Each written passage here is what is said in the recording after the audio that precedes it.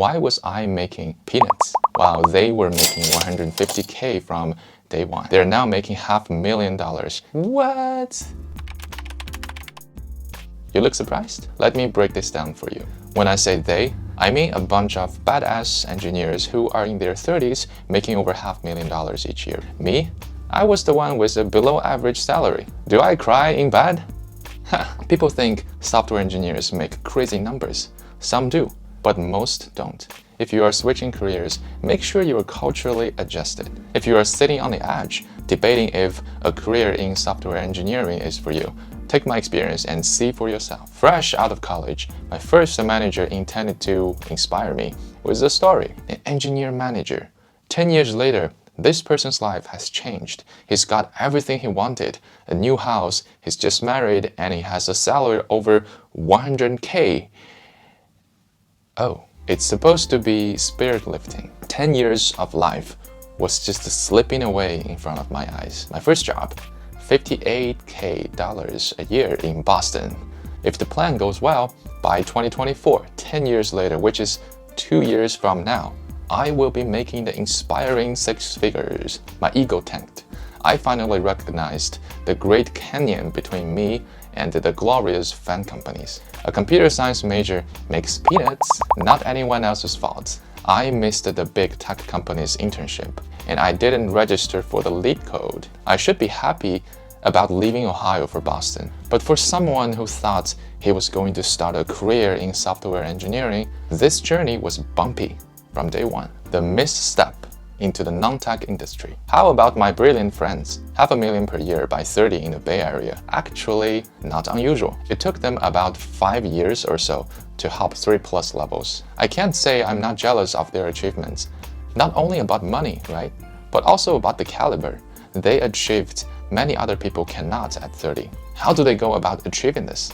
Here's a typical timeline. First, they were A+ students and they hopped onto the bullet train at the right moment, the big tech companies. And second, they never stopped grinding. Specifically, you'd be proactive in a career plan, aiming 1 year to get your first promotion, for example, 1 to 1.5 years to become a senior engineer, and another 2 to 2.5 years to become a staff engineer. Hearing the same story so many times in the tech bubble, it sometimes feels like a distant reality. You get used to it, but I still get goosebumps. This type of career growth is like sitting on a rocket.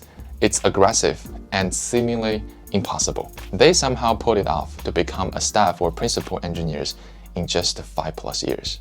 How about my reality then? Of course I didn't trade the 10 years of my life for the inspiring 6 figures salary. Come on. 6 figures is an average number for a new grad in a big tech companies. Me? I was far away below the average, 58K, not okay. But believe it or not, money was not the biggest trigger for me to quit my first job. I once spent weeks convincing a bunch of senior electrical and mechanical engineers about this one particular challenge. Let's send data in JSON format, as opposed to sending individual values one at a time over the network, because it's more efficient and it suits our new use cases. I'm sure most of you know that JSON format is just one of the most fundamental elements in modern software development. This tiny proposal challenged the legacy design, and I was pushed back. I spent a few weeks convincing people about using JSON. It was that moment when I realized I was just swimming in the wrong pool. My colleagues, electrical and mechanical engineers, were expert in their domains. The software, though, was just not the essential piece of the product. Yep, there was only a tiny bit of room for me to grow. I was just too slow to understand my limitations. It was my illusion that I could grow the same way anywhere I go. Shortly after I joined Amazon in 2016. Was that a good decision? Amazon stock was at $700 when I joined. That says it all. Not surprisingly, my Amazon base salary topped the inspiring 6 figures immediately. Oh yeah, I made it to the average in the tech bubble. Yeah, happy. If you want to switch your career into software engineering and join the tech bubble, I feel like it's possible. You will be slower than those who got in earlier, and you perhaps won't make the $500,000 mark as they do. But life is a competition with ourselves, right? I mean, right?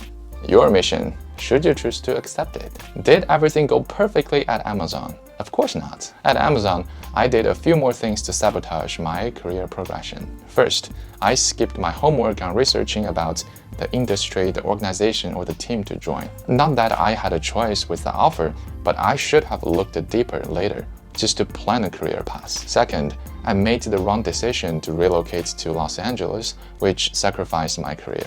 Ultimately, I didn't get my second promotion to senior at Amazon. Once again, I can only blame myself for this. When I hit the income cliff at the 4-year mark, I had to switch company, which slowed me down by at least 1 year of time. Oops! By the time I joined my dream company, I was 2 levels behind my brilliant friends. Not a surprise, also far away from the $500,000 buckets. What salary can you expect from the tech giants? 5 to 8 years of experience, likely at our early 30s. $200K to $300K is a reasonable mid-range in 2022. Don't be satisfied just yet. Let's take a closer look. First, the income seems high, but the majority of these engineers pay close to 50% of their income into tax, especially people in Northern California. Second, a lot of their income is from company-granted stocks. It's an investment, so most people tend to keep it that way. When it comes to monthly take-home cash, it's a much smaller number. Third, lots of engineers live in the San Francisco Bay Area, which, it's costly. Now it all makes sense, right? You just don't see many engineers living a luxurious life, even they seem to make a lot of money. I hope you see the irony. It's not trivial to compare the income of software engineers. People think they have deep pockets. Some do, but most don't. It all depends on the location. If you're making $200K in Texas, you can live like a king. But in the Bay Area, $200K gives you a reasonable life, but not long-term sustainable. About salary, I remember this one particular misconception that kept me nervous for years. It goes like this. Your initial salary may be high, for example, $100K, but that will stay flat for years. Is that true? It all depends. Some people don't stay in the same company. Switching companies sometimes bump your income fast. As we know in the tech industry, others stay in the same company for long term. Not a surprise, software engineers' salary at the big tech companies also grow with promotion. Oh, the company structure is also flat, so you don't get many promotions in your career. That's very true. Have you heard of refresher? That you get a fresh amount of RSU stock each year as you stay longer in a company and have a greater impact over time. Your income is likely to grow with you. I guess not a promise, but at least for most people, including me, that's the expectation. Not sure how many people are turned away from this career path just by the misconception of forever flat income. Second misconception. In a weird way, some people consider software engineering as a career focusing on short-term success, aka quick money. They raise this as a red flag. I challenge such judgment because if you've done LeetCode, you'd know. For ordinary people, it's not a shortcut, not quick money. It's legit grinding first. To become a real strong software engineer, you'd have to be good at coding, communication, leadership, and maybe many other skill sets. It's the absolute opposite of following shortcuts. If you are really good at making quick money through unconventional ways, for example, gambling, chances are you're really smart, right? You can be smart and successful by doing many different things. That doesn't mean all these things are the same or at the same risk. Are there people jumping into tech industry to ride this bullet train? Are there risks in software engineering career paths? Yes and yes. Is it quick money for most people? Probably not. Well, but what do I know? I was making peanuts not too long ago.